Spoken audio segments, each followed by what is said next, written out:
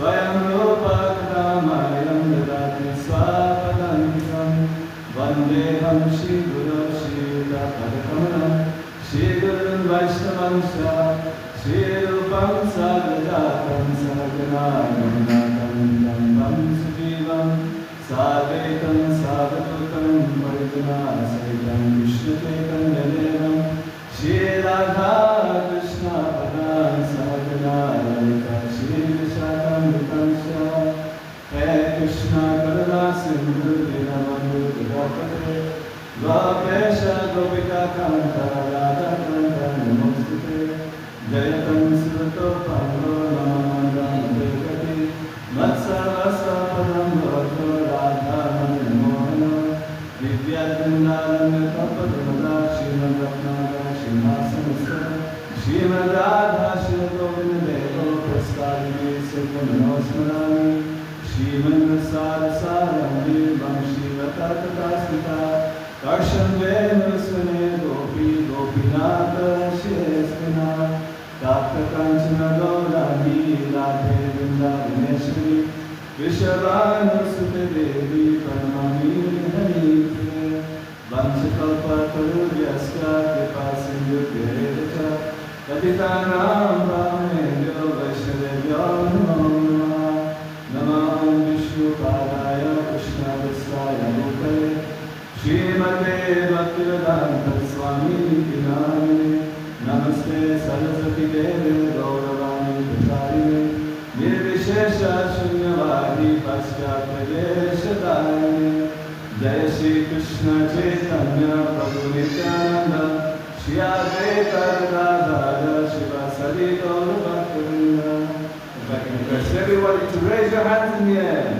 Hare Krishna, Krishna Krishna, Hare Hare, Hare Rama, Rama Rama, Hare Hare. Again, Hare Krishna, Krishna Krishna, Hare Hare, Hare Rama, Rama Rama, Hare Hare. From the heart, Hare Krishna, Krishna Krishna, Hare Hare, Hare Rama, Rama Rama, Hare Hare.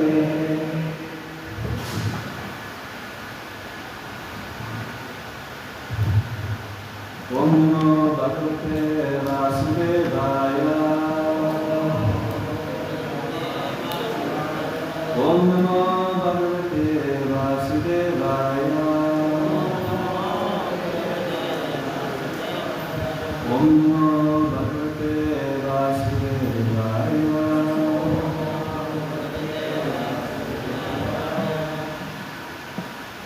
So we will read from Srimad Bhagavad Gita as it is.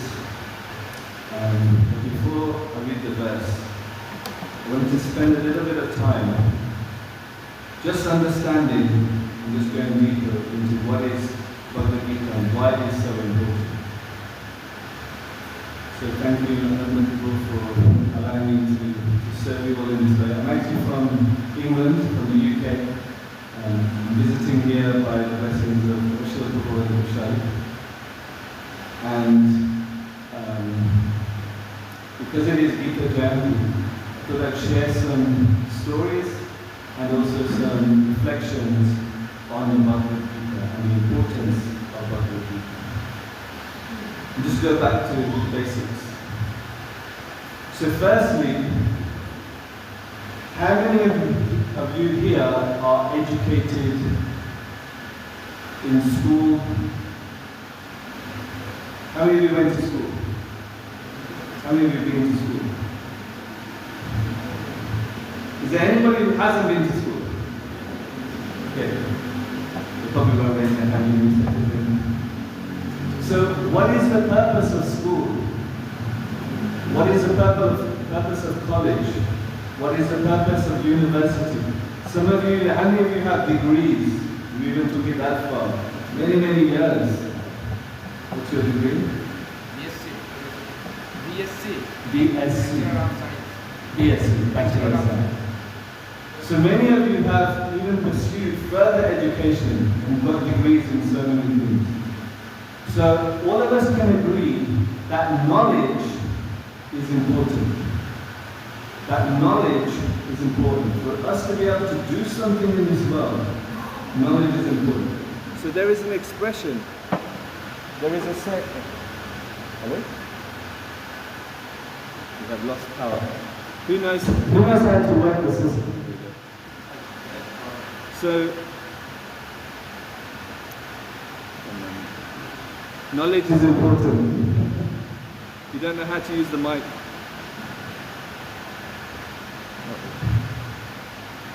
Hare Krishna. Hare Krishna. Don't mess with the connection.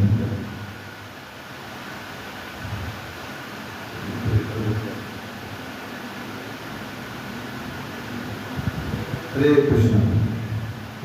So there is an expression that knowledge is power.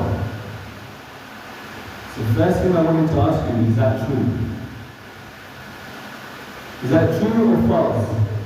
Knowledge is power. True or false? It's all true. So let me tell you why. Hello? Let me tell you why it's only half true. Let me tell you why it's only half true. So knowledge is only half of the equation. Knowledge plus what is power? There's something else required. If you just have knowledge, are you powerful? If you just know something, does that make you powerful? How many of you know how to cook a recipe, but you've never actually cooked it? How many of you know something, but you never did anything about it?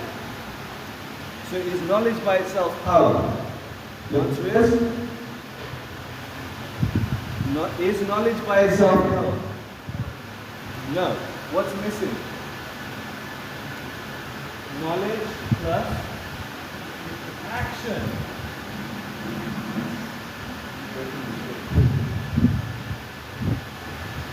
Knowledge plus action equals power.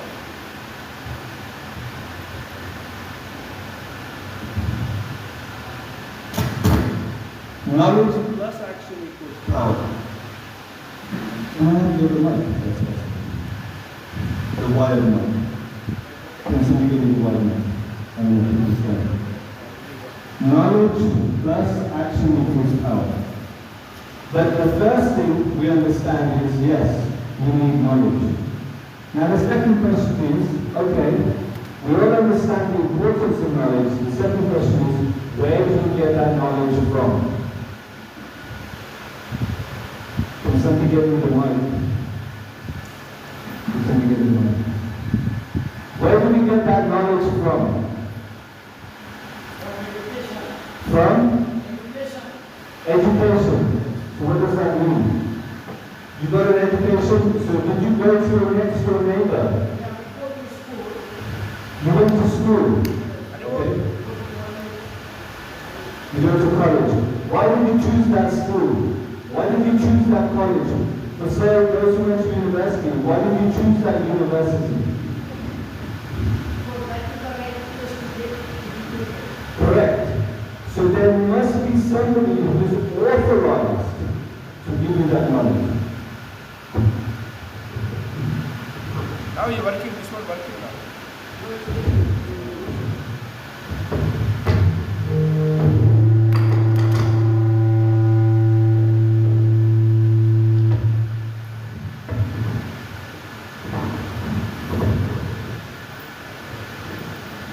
That's right.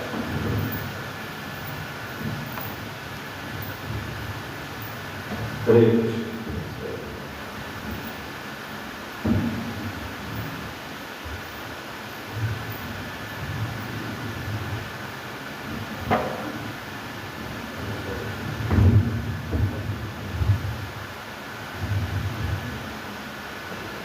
So the knowledge must come from somebody who's authorized. Before you choose your school, before you choose your university or college, you check first that is the teacher who's teaching you, is that person qualified. You don't just go to your next door neighbor and say, teach me medicine, right? Or you go to your, please forgive me for saying this, maybe you go to a bar, your grandma, and you say, I've got this pain. So then what will she teach you? She'll teach you the medicine that she knows. But if you want to learn medicine as a career, or you want to learn law, or you want to learn engineering, or dentistry, you have to go to a qualified person in order to get that knowledge. So there's two things. Yes, we need knowledge, but secondly, we need to go to somebody who is qualified to give that knowledge, somebody who actually knows. And this is the reason why that Bhagavad Gita is so important. Because it gives us knowledge, but the person who's giving it is also authorized. And the Bhagavad Gita is considered to be the manual for our life. So when we buy anything, even upstairs in our room, we have a kettle. So it's still there in the box. It's only the label is there, 4th of December 2023. I'm very lucky, I'm the first person to use it. Inside that box, there is a manual. There is a book that explains how to use it. When you buy a TV, what does it come with? A manual. But who is it written by? By a qualified person. It's written by somebody from that company who knows how they made that TV. So similarly, this world has been created by the Creator. And that Creator has given us a manual for how to live, for how to work in this creation. And that manual is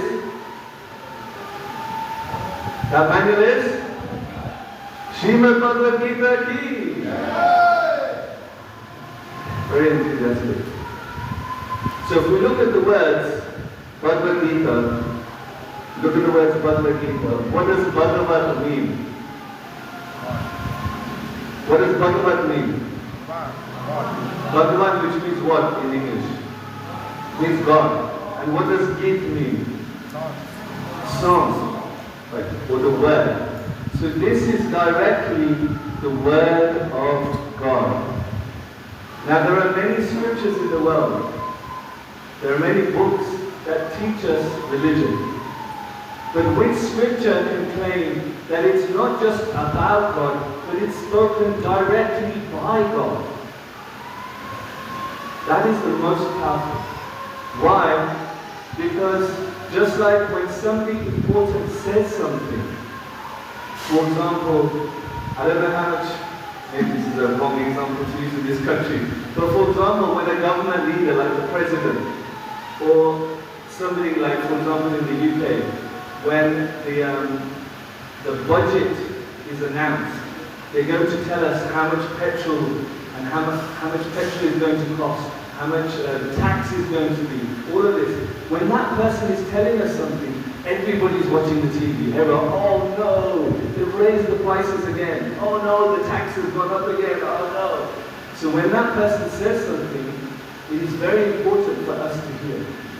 So similarly, just like when an important person is saying something that influences our life, we must all take shelter of the knowledge of Bhagavad Gita, because this is God Himself telling us how to live. This is God Himself directing. This is how the world works. This is how you get out. This is how you get entangled. This is how you should live your life. All of these things are there within the verses of the Bhagavad Gita. So this is why it is so important. And the question is, so if this was told, who knows how many years ago it was told? How many years ago was Bhagavad Gita spoken? Who knows? You of course know. Somebody from the audience.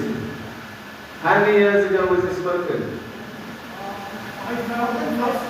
5,000 years ago. Sure? Last year. More than 5,000 years ago. Actually, it was first spoken, yes. The Bhagavad Gita itself says many millions of years ago. But it was written down and spoken by Krishna himself 5,000 years ago. 3000 BC. So a long time ago. So the question is often raised that if this was spoken 5,000 years ago, how is it still relevant today? How is it still relevant today? Things have changed. 5,000 years ago, how the world was, things are different now. Why is Bhagavad Gita still relevant today? Who can say? Spiritual knowledge. Okay, spiritual knowledge, so? Beyond the material. So beyond the material, okay, still, why, how is it still relevant? How can it help me today? You know what problems I have today? What are the problems you have today? What are the problems you have today?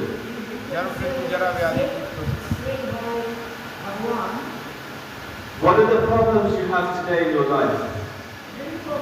Like, give me one. Let me give you a classic one. Argument with your wife. Problem was same before and now. Our problem was same, but only degree is different. Only degree, okay. So the problems are similar to what happened before. Now there are still different degrees of problems. Even if you look now, the problems we have in society today, if you look at the details, yes, maybe in general there is. Basic problem, basic problems. You're talking on a spiritual level. I'm talking just on a normal level. If you look at the teachers today, when they say what their problems are, it's very different from 50 years ago. 50 years ago, the teacher said, you know what their problems are? The kid is misbehaving in class. Now you know what the problems are? Pregnancies of the girls, drugs, physical abuse, so many problems that they have. Even 50 years, so much degradation has happened. Suicides are there, those problems weren't there before. Not like it is today. So the question is, how is Bhagavad Gita still relevant today? So the answer is, there are two types of truths. There are two types of truths. One truth is relative truth. But one truth is absolute truth. It's very important to understand this. So right now, it is dark outside. Is that an absolute truth or relative truth? So who said it's absolute truth? Okay, so in 12 hours time, is it going to be true? No. So is it an absolute truth? No, you see? It's a relative truth.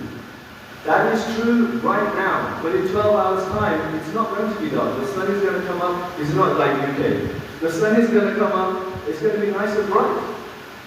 So the truth that I'm saying is true right now, but it's not always true. That is a relative truth. How old are you right now? 58. 58. Is that a relative truth or absolute truth? You wish it was absolute, right? Those who are 18 years old, they'll say, I wish I was always 18, right? I wish I was always 16. No. That is always changing. So it's true right now, it's 58. Next year it's not true. You see? So that is relative truth. But the knowledge of Bhagavad Gita is absolute. That means it was true, it's true today. It means it's true yesterday. It means it was true 5,000 years ago. It was true 10,000 years ago. And is it going to be true tomorrow? Yes. Is it going to be true in 5,000 years' time? Yes. 5,000 years' time, people will still be reading and talking about Bhagavad Gita. Because first of all, understanding is absolute truth. It does not change. It's not relative truth, it's absolute. So that's the first thing to understand. Because sometimes people think, oh, why should I read Bhagavad Gita? Let's I read the newspaper. That gives me more knowledge. No. Bhagavad Gita gives you absolute knowledge. The newspaper, the reports, they will change. Every day different. The science is science is absolute. Is science absolute? Every day they are changing their mind. Every day they're discovering something new and they're throwing away their old philosophy. Science is constantly changing. But the Word of God is absolute. So that is why it's important that we do read it. So let us discuss How did Bhagavad Gita come about? So what are some of the scriptures? Which scripture does Bhagavad Gita belong to? The Mahabharata. What happened in the Mahabharata? So, I'm sure many of you know. Who watched the TV series of Mahabharata? Who grew up watching that? So many of you know the story? You know the history? So this is the history. There was a king named Dhritarashtra. Let's put his name right. Dhritarashtra. And there was a king named Pandu, two brothers. And Pandu had 5 sons and Dhritarashtra had 100 sons. And 1 daughter and 2 others. So Duryodhana and Dushasan were the main 2 brothers of this 100. Who were the 5 sons of Pandu? Okay, one at a time. So Yudhishthira, Bhim, Arjuna, Nakul, and Sahadev. Very good. Just put that in this. So, because these 2 are brothers, that means these 2 are what? These 2 groups are what? They are cousins, yes. So this group here are called the Kauravas, and this group here are called the Pandavas. And when these 2 groups, when they became of age, when Duryodhana became of age and he wanted to be the crown prince, Yudhishthira came of age, he was also the crown prince. They split the kingdom. They divided into Hastinapur and Indraprastha, like that. Now what happened, I'm sure you all know the story, but let us remind ourselves. What happened was Yudhishthira was called to a gambling match. And in that gambling match, Duryodhana and his uncle, what was Duryodhana's mama called? Mama Shakuni. You know, whenever he came on the TV serial, there was a music and you thought, uh-oh, something bad is going to happen. So Mama Shakuni, he had rigged the dice. So he was cheating. And every time Yudhishthira made a bet, he lost. Until eventually he had nothing left. Then one by one, he put his brothers on as the stake. And finally he put himself as the stake. And even he lost himself. Then Duryodhana said, what about your doe-eyed wife, the beautiful Draupadi? So Yudhishthira said, yes, let me put her. And he lost her. So now she became the maid servant of Duryodhana. So what did he do? So at this point,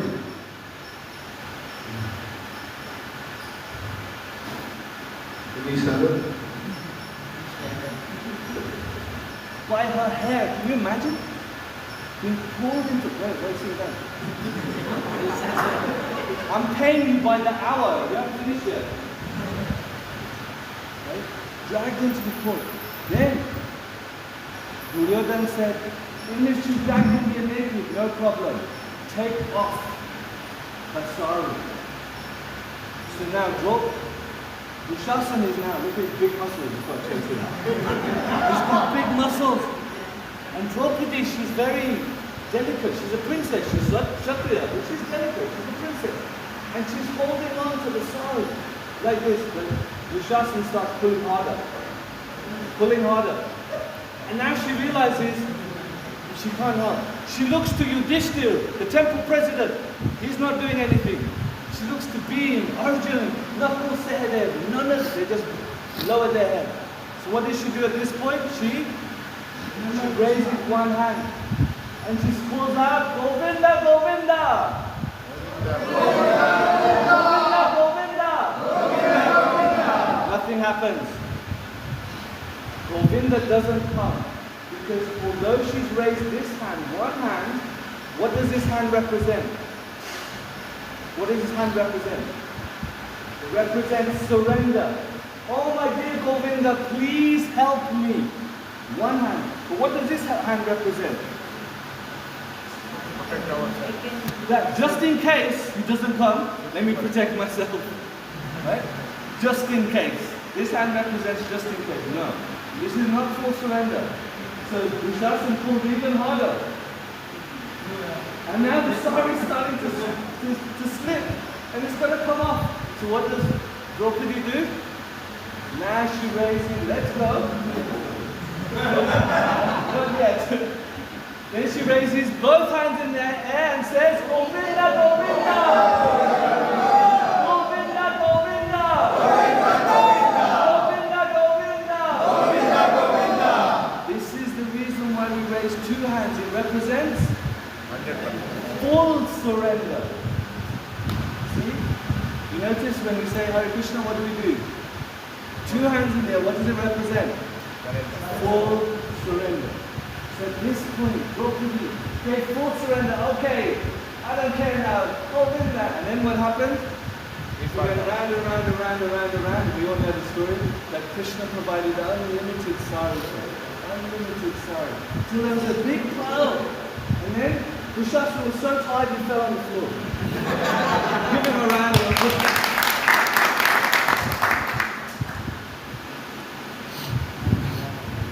Good afternoon, thank you. But you're not Dushasana.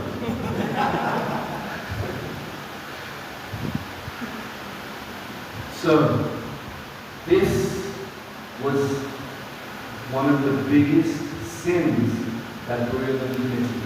Get this, understand this really important point.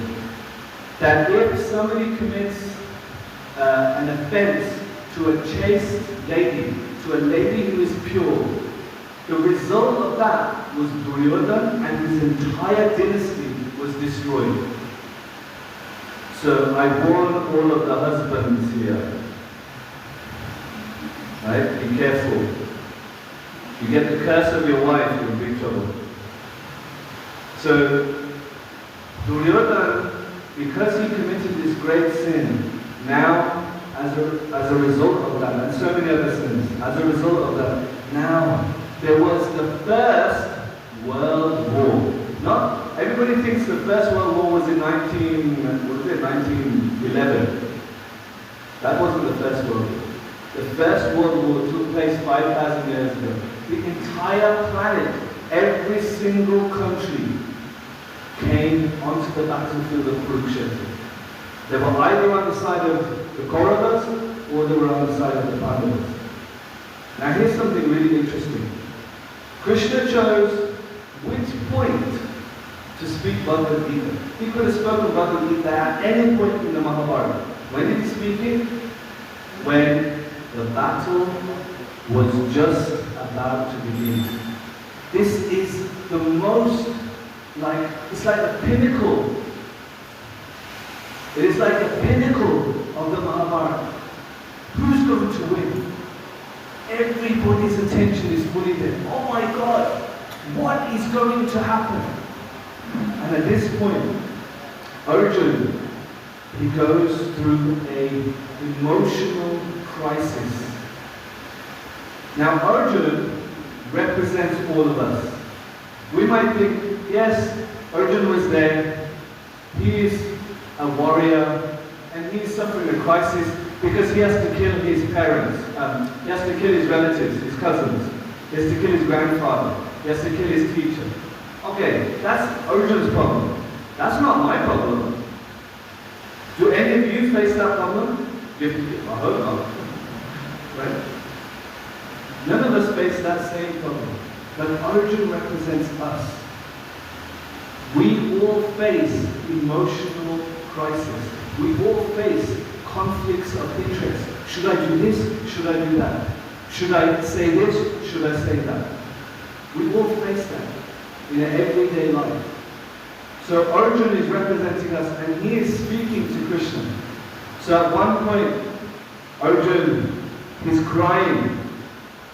And he says, Krishna, I don't know what to do. And at that point, what does he say? Chapter 2, verse 7. Does everybody know this verse? Karpanya dosho pata svabhava vicham dharma samudya cheta yatshe asam nishtitam vritanme shishyaskanam sadhivam pram.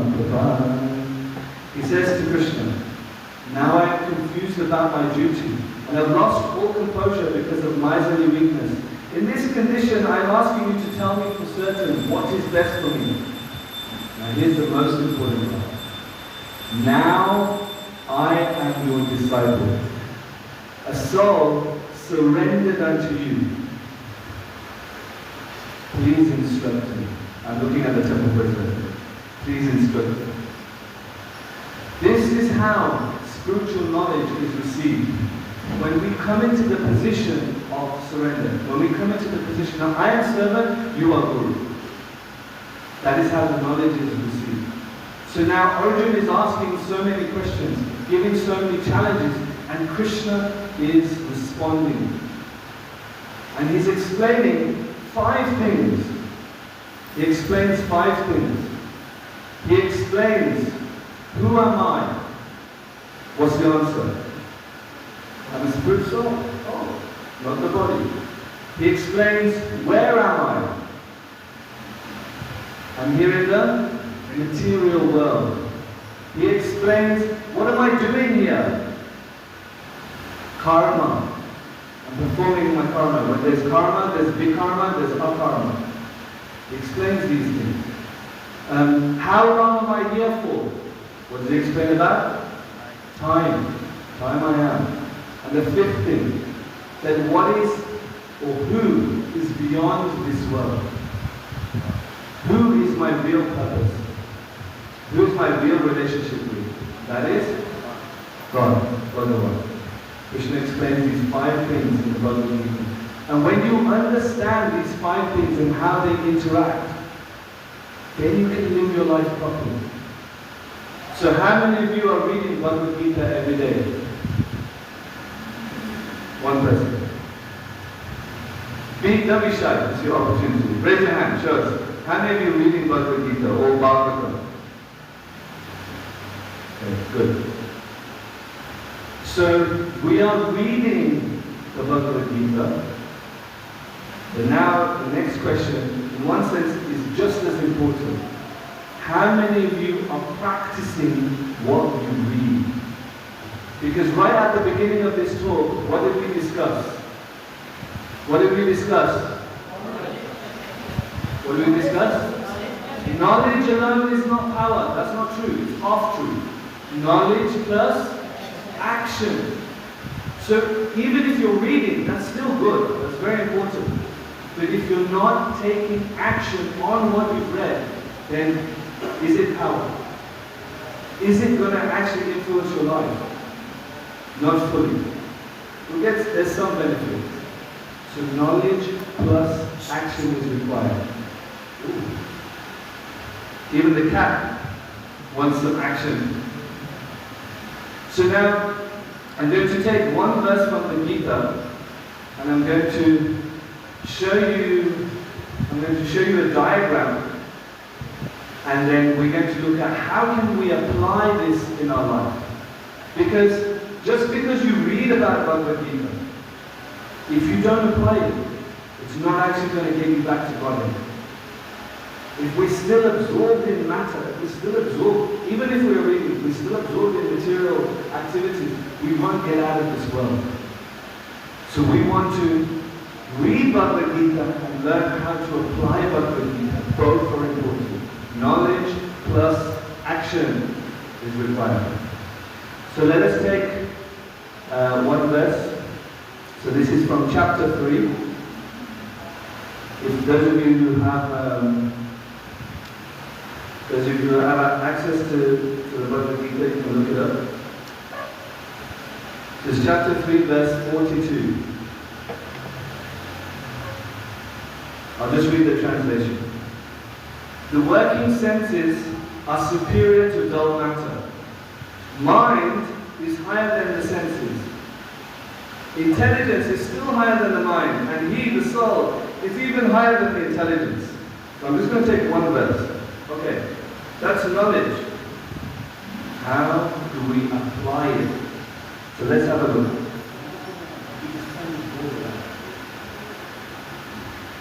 Let's get Dushasana back with his big muscles.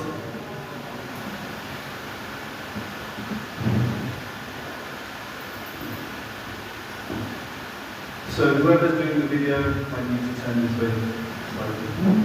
Okay, so let's look at the mind. Right? Krishna has just spoken about the mind, how to control the mind. Actually, he's talking about lust. We'll talk about that another time. So here is the mind. What goes into the mind? What are the inputs to the mind? Krishna has mentioned one thing. What are the inputs to the mind? Not directly. Not directly, you're right, but not directly. I'll come to you in a moment. What's the input to the mind? Direct. Desires. Okay? So desires are there. What else? What's going on in your mind right now? Thoughts. So you have thoughts that enter your mind. What else? The ladies, what do you feel? Emotions. Thank you, the men responded to that. They know very well what ladies feel, right? Well, the husbands are like, yeah, I know about that. And what else did Krishna say? What is higher than dull matter?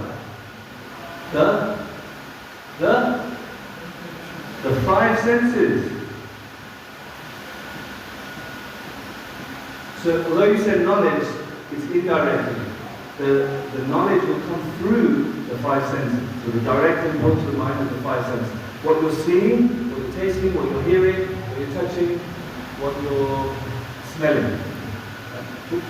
Those are the things that go into the mind. And what's the output? What comes out? Sorry? But even then, what comes out of the mind?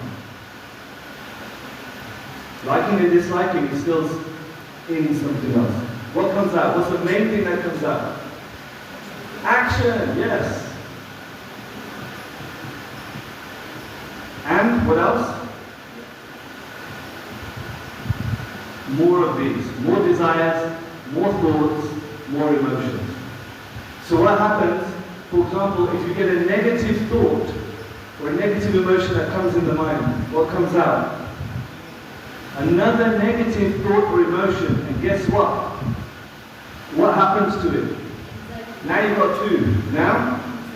Yes. Now anxiety happens, and even, the worst case, depression. So if you look at how it started with one negative thought. It started with something. And because we allowed it to continue, now it's getting worse. We're thinking more and more, oh my God, oh my God, oh my God. Have any of you experienced this? Especially for those who have recently got married.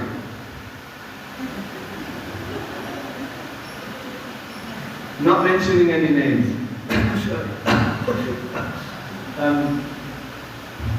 So one day, you'll be waiting for your other half.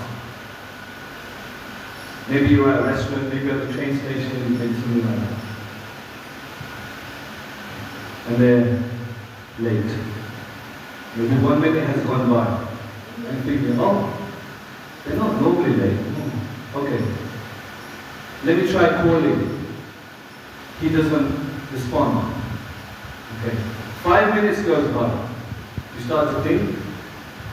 She starts to think, oh, he's always late. 10 minutes goes by. What does she start to think? He doesn't respect my time. At least he should have told me he's going to be late. Half an hour goes by. What does she start to think? Oh my God, maybe he's in an accident and he's lying there on the ambulance bed. Maybe I should call the hospital to check.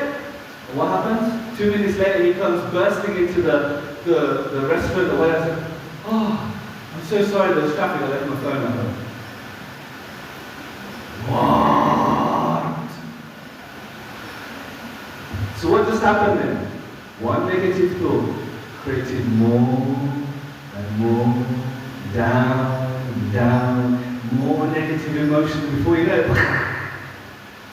And the situation is actually completely fine. Just got stuck in traffic. So our mind does that. So Krishna is saying that higher than the five senses is the mind. But what is higher than the mind? What is higher than the mind? The intelligence. So now, somebody tell me, how does the intelligence help us control the mind? What does the intelligence do? Either good or bad. It tells us, is this good or bad? So now, a negative thought comes in. What does the intelligence? What's the job of the intelligence? To make a decision and to react, to understand this negative thought that's coming. Is it true? We just let the thoughts come. No. Is it true or not? So that thought that comes, oh my God, he's late. What if something happened to him? Is that intelligent? No. So the intelligent has to come in and say, hang on. He's probably left his phone at home. That's why he's not moving, battery died. So I've changed this negative thought, the intelligence comes in, I've changed it to a positive. I'm sure there's a good reason why he's late. So now this positive thought comes in, and guess what happens here? What happens here now?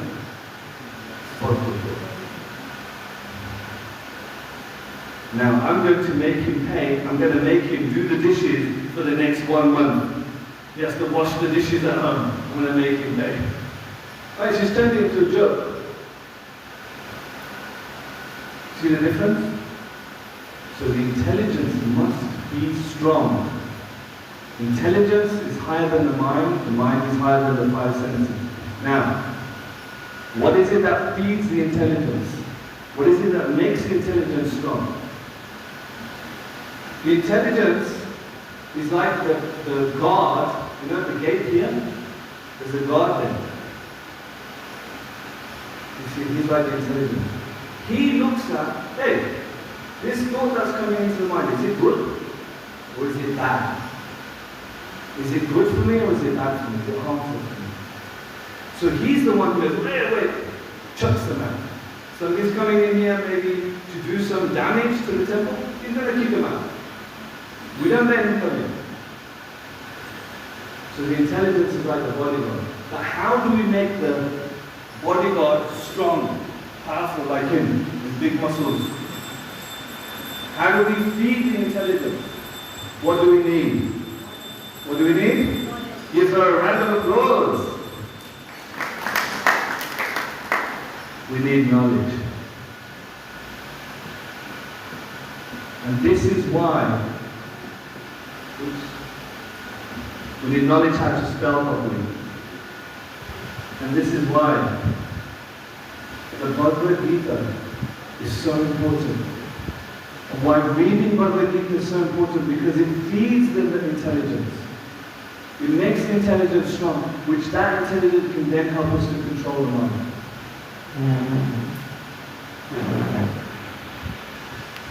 So, now, the last thing. Where does knowledge come from? Krishna said it. Say again. Where does knowledge come from? Krishna said it in this verse. Where does knowledge come from? So one way it comes from is from the soul. In other words, us, from our experiences. You put your hand in fire, what happens? So, you got what? You got knowledge. Don't put your hand in fire. Okay. So it comes from us, or it comes from who else?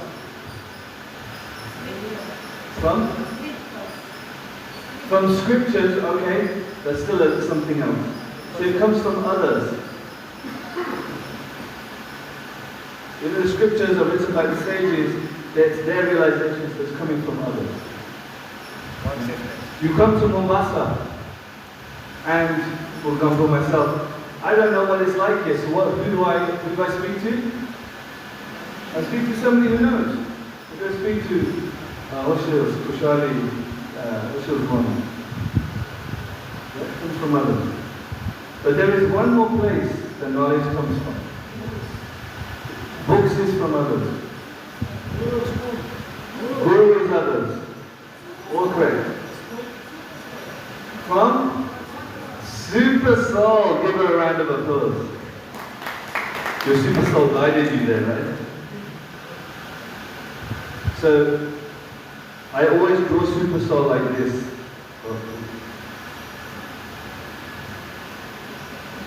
You know what this is a sign of? This is a sign of Superman. But we change it to Super Soul. So in chapter 15, Bhagavad Gita, chapter 15, verse 15. Sarvasya chaham vidhi shani vishto mata smriti jnanam apohanam cha. That Krishna says that I am sitting in the heart of Super Soul, and from me comes knowledge, remembrance and forgetfulness. Jai Shri Shri Rukmini Bharati Ki Jai, Shri Shri Siddhartha Ki Jai, Shri Shri Bharati. So you can see now, this is the complete diagram. So Krishna said, higher than the matter is the five senses, higher than the senses is the mind, higher than the mind is the intelligence, and higher than the intelligence is us. I just added the other bits, so you get the full picture. Now, how do we apply this? Now that you've understood this, how do we apply this? So I'm going to give you 3 minutes. I want you to talk to the person next to you. To get into pairs, I try to make things interactive because you learn better. If somebody just talks to you for the whole time, not so much goes in, but when you learn better by interacting with each other. So I'm going to give you 3 minutes, go into pairs, find a partner, and discuss how can you now apply this in your life. Okay? 3 minutes, find a partner, everybody stand up. Everybody stand up. Stand up. If you don't have a partner, go find a partner, discuss with them, or a group of 3. If there's only one of you, join a group of 2, so 3. Either 2 or 3, discuss how can you now apply this? How can you make a change in your life by using this? Okay, you've got 3 minutes, go. Please join somebody. So 2, 1. So please talk to the person next to you. Introduce yourselves, ask the person their name, and then discuss. You discussed already in 3 minutes, in 30 seconds. Okay, more. Discuss more. How can you apply this? How can you make this happen in your life? What does it mean for you? Knowledge plus action is power. So how do you apply this? Alright, 1 minute. 1 more minute. Discuss, talk. What can you do?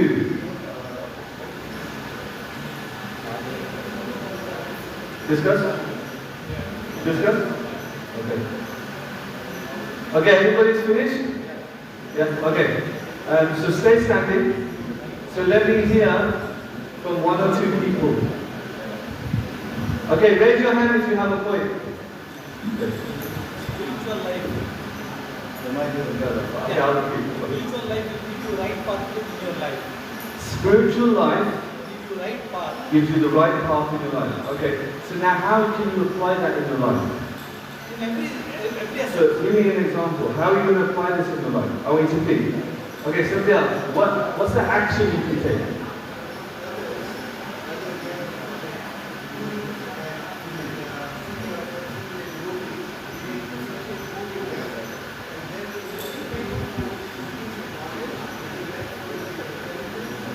Very nice. Okay, so he said that others, like gurus and senior devotees, like the temple president here, will help you to gain more knowledge. And with that knowledge, your intelligence will be stronger and it will help you with spiritual life. So I should spend more time with the senior devotees and get knowledge from them. Very good, give them a round of applause. That's a practical action. What's a practical action you can take? Somebody else. Somebody else in the back. You finish quickly. What did you say? What did you come up with? Yeah, you. So read the scriptures more and then take action. Okay, that's basically what we're saying, but okay, fine. Give him a round of applause. Good? Oh, another good. Surrendering to Guru's sadhu, Guru and Shastra, and applying whatever they are saying. So listening more to sadhus and gurus and then apply what they say to us. Give him a round of applause. Okay. One word, and that is called sadhu sangha.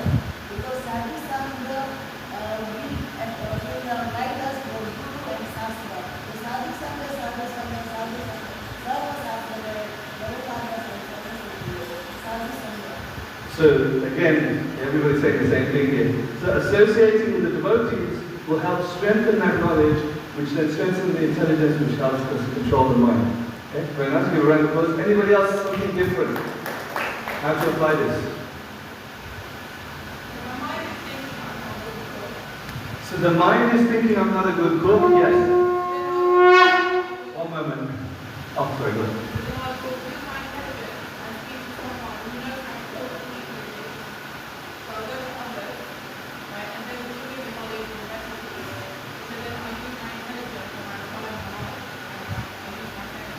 Okay, here's a practical example.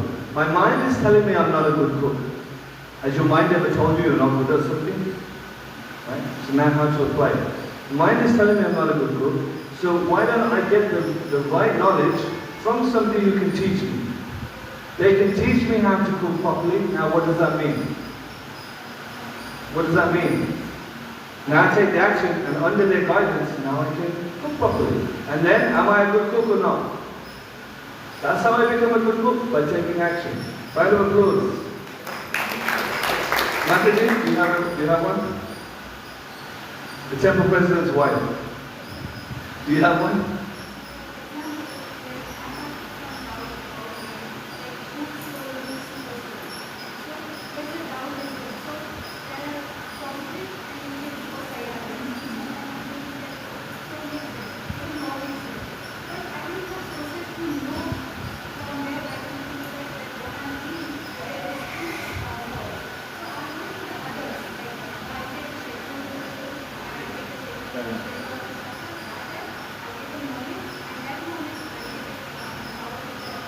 Very nice.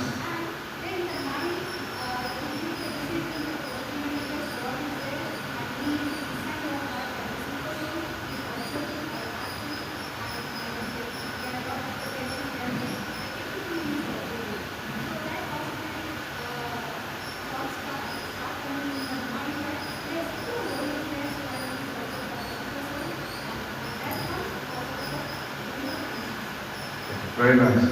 So she said that there can be doubts that come, so you don't know whether I should do this, whether I should do that. So by taking shelter of the gurus and their instructions, then she gets empowered, so she knows exactly what she has to do. From their empowerment, now when she does it, she knows it's going to be okay. Everything is going to be okay. Give her a round of applause. Yeah, very nice. So here you can see that somebody's gone from fear, somebody's gone from doubt, somebody's gone from completely disempowered. Oh, the mind is saying, no, you can't do it. You can't do it. Harsh. You're not good enough. Come on, man. You're not good enough. The mind will say like that. The mind will take us down. But the soul is higher than the mind. Intelligence is higher. So by empowering the intelligence through others, and of course to ourselves, and through Super Soul, and we empower through this process, we can become enlightened. See? So this is just one remedy. We just took one verse of Bhagavad Gita and we unpacked it, and so much came out of it. Practical, something real. Something that I have given this talk, I've shown this diagram to university. And there was one girl from the School of Psychology, the Department of Psychology. And I told her, you've probably been through this, you've probably done this already. She said, no, 3 years psychology degree, they didn't talk about this. I was like, see, this is how top Krishna is. Krishna is God. He knows even more than what the psychology department is teaching. Right? This is so practical, this is so real and so powerful. And you can use it every single day. So I just gave you one example. So please give yourselves a round of applause. Please sit down. So I'm going to open it up to questions. I'll just say one last thing before I open it up. So sometimes people say that when I read the Bhagavad Gita, it's very difficult to understand. And I agree. There's so many names in there, especially chapter 1, so many names, it's like, oh my God, who's this person, who's this person? So many concepts that are there, maybe you don't understand. So one thing I first of all want to say is, Ananda Prabhu here, has arranged that every day there is Bhagavad Gita class here, not just on a Saturday. Every single day, systematically you're going through the Bhagavad Gita, one verse, and it's explained. So when we talk about knowledge and action, one action that you can take is what? Come every day. Come every day. Maybe not every day, but come as much as you can. And come and listen to the Bhagavad Gita class. You'll get more knowledge. You'll get more empowerment. Like this, every time you come, you'll hear one verse. Oh, I understand more now. Oh, I understand more now, deeper now. And how to apply. So that's one thing to do. The second thing is, sometimes we get a little bit, shall we say, disappointed or dejected. Because you read something and it goes whoosh. You know that I do not understand. What did you read? Nothing is coming. Right? Nothing is coming. So just on that point, I want to encourage you that even if you don't understand, keep reading. So there was one young boy, he was like 6 years old, 7 years old, and his parents passed away. Both of his parents, mom and dad, passed away. So he was sent to his grandparents to live with his grandparents. They live in the mountains. And every day, his grandmom would tell him, read Bhagavad Gita. So every day he's trying to read. In the Brahma Samhita, like this, every day he's trying to read little. Doesn't understand anything. Finally, one day he said, Grandma, enough. I can't read it. I don't understand anything. He said, no, keep reading. So like this, for 1 year, 2 years, 3 years, he was reading. Still, he couldn't understand anything. So finally he said, no, Grandma, here you go.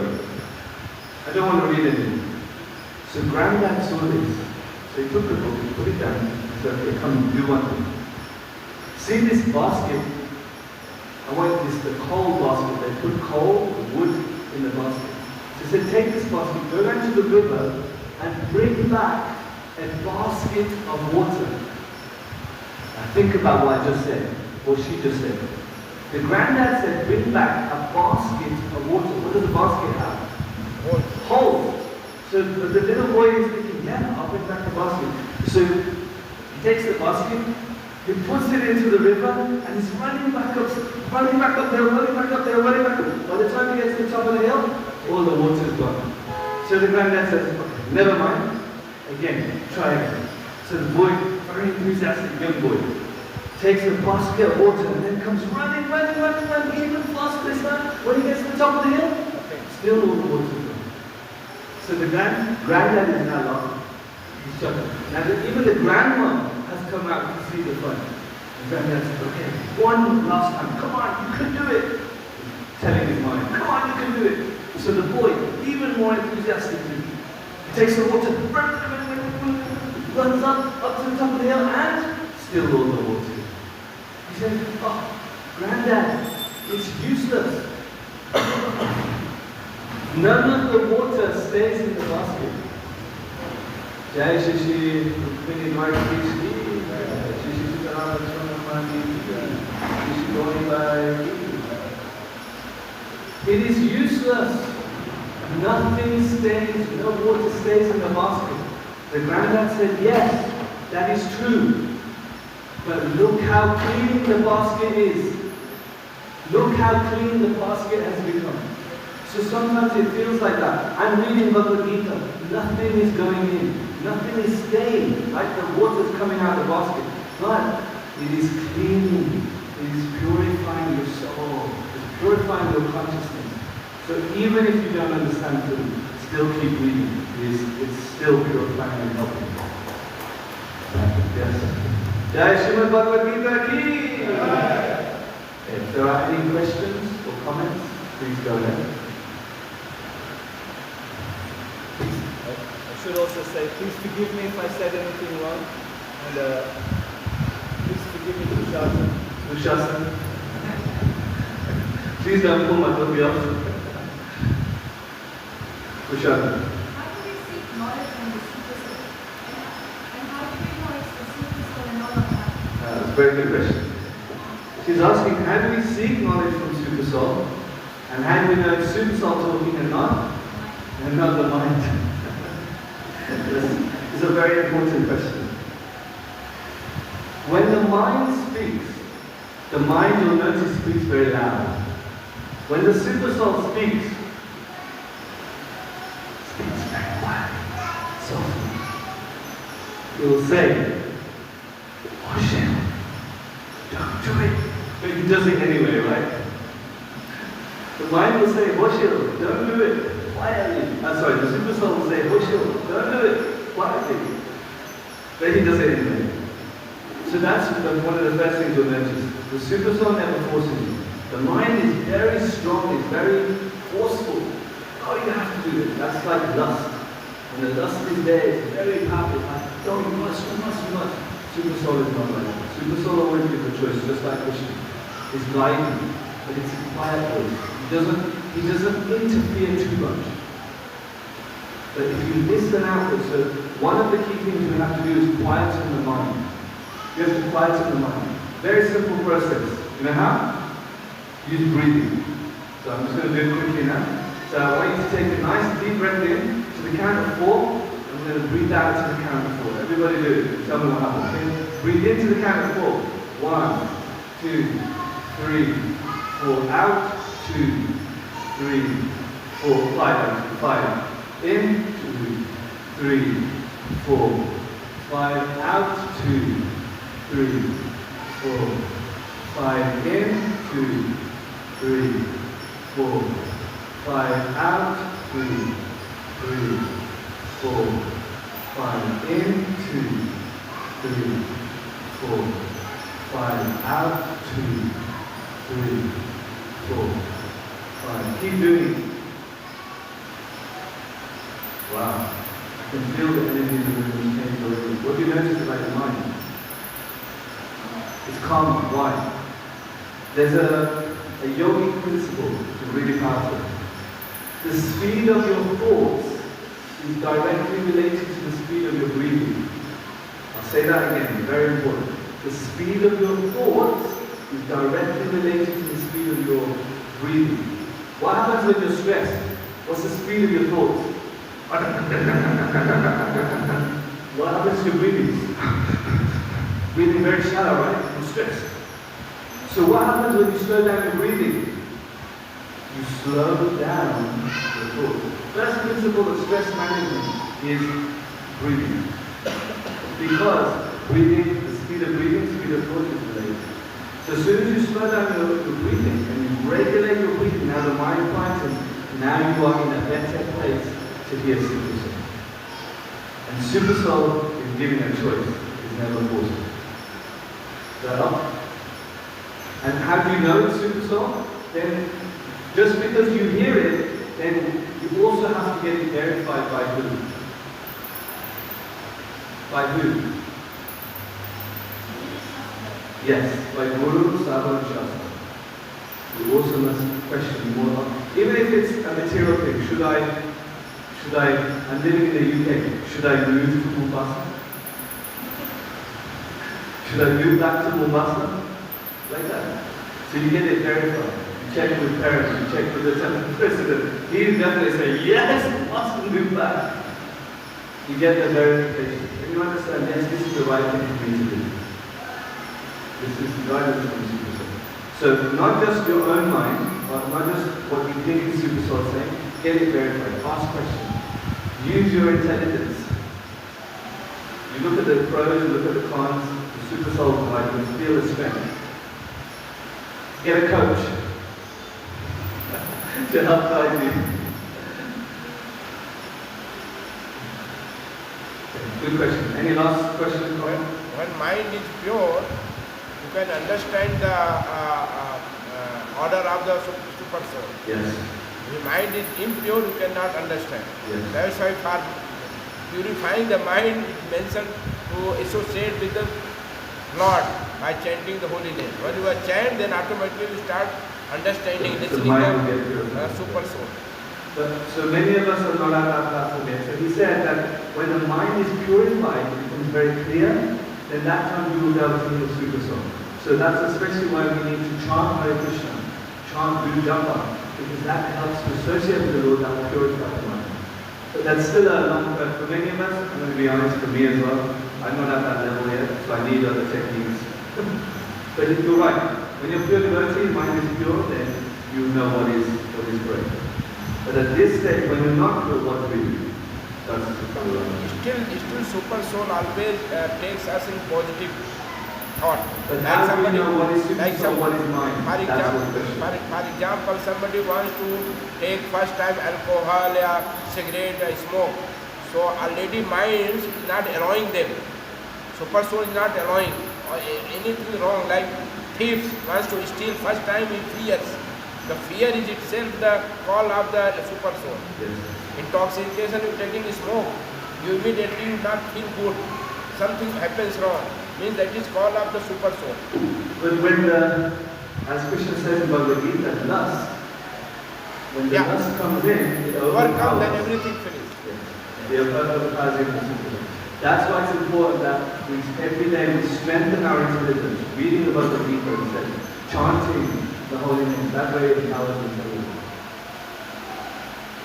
That's why the Bhagavad Gita is so important. Like, we need to put this in our heart, in our mind, in our intelligence. This is what will empower. You know, like we want the guard at the front to be like strong, powerful, right?